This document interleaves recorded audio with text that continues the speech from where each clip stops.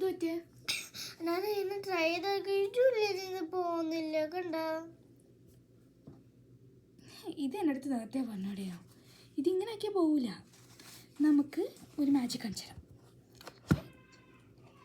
ഇപ്പോൾ നമ്മളിപ്പോൾ nail polish ഇട്ടില്ല, ഇപ്പോൾ ഫുൾ ഡ്രൈ ആയിട്ടില്ല ഇപ്പോൾ ഉള്ളത്.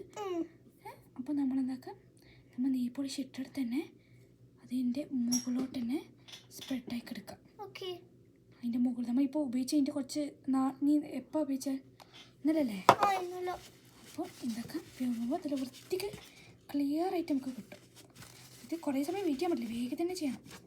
ഇപ്പോൾ ക്ലിയറായി നെയിൽസ് വരുന്നത്. ഇനി നമുക്ക് ഇതൊക്കെ ചെയ്യാം. ഓക്കെ, പേടിച്ചല്ലേ?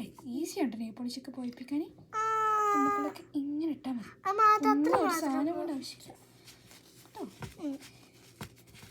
ക്ലിയർ ആയിട്ട് പോകുന്നുണ്ട്. അപ്പോൾ ഇത് കുറച്ചൊന്നും പോകുന്നില്ലല്ലോ. അതും കുറേ ഇടണം. അപ്പോൾ ഇപ്പോൾ ഞാൻ തൽക്കാലത്തേക്ക് കിട്ടുന്നതാണ്. എല്ലാം ഉപയോഗിച്ചിട്ട് നെയിൽ പോളിഷ് തേക്കാനുള്ള പണിയാ. ഉമ്മാൻ്റെ യൂസ് ചെയ്യുന്നത്. ഉമ്മാൻ്റെ യൂസ് ചെയ്താൽ പോയി ഉമ്മാനെ കണ്ടുള്ളൂല്ലേ?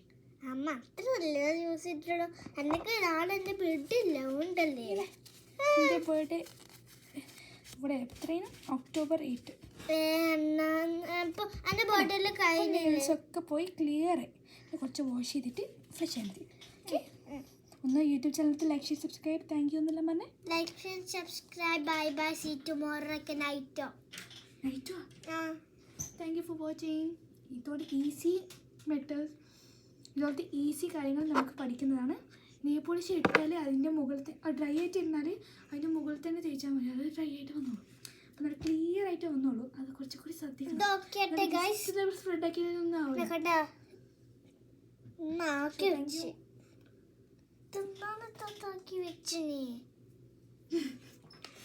Thank you. Bye bye. ഇത് താത്തയാണ്.